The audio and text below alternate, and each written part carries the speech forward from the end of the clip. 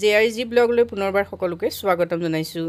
আজি আমি আলোচনা কৰিবলৈ লৈছোঁ অসম কেবিনেটে গ্ৰহণ কৰা এটা গুৰুত্বপূৰ্ণ সিদ্ধান্ত সম্পৰ্কত, যিটো সিদ্ধান্তই মহিলাসকলৰ বাবে যথেষ্ট ভাল খবৰ কঢ়িয়াই আনিছে।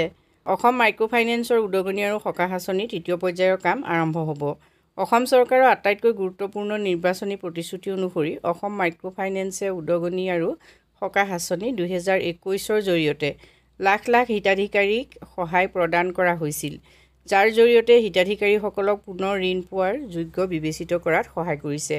এই আঁচনিৰ অধীনত এতিয়ালৈকে তিনিটা শ্ৰেণীত সাহায্য প্ৰদান কৰা হৈছে। প্ৰায় 12 লাখ ঋণ ধাৰকলৈ 2081 কোটিতকৈ অধিক টকা প্ৰদান কৰা হৈছে।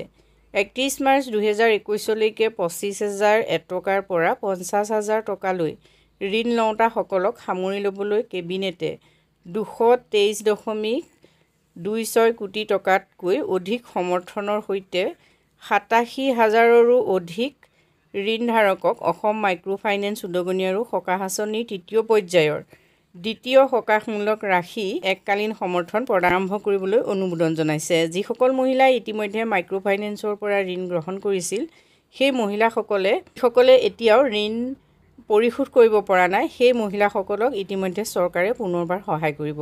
যদি আপুনিও মাইক্ৰ' ফাইনেন্সৰ ঋণ লৈ থৈছিল, এতিয়ালৈকে সেই ঋণ পৰিশোধ কৰিব পৰা নাই, তেতিয়াহ'লে আপোনাৰ বাবে এইটো নিশ্চয় ভাল খবৰ হ'ব।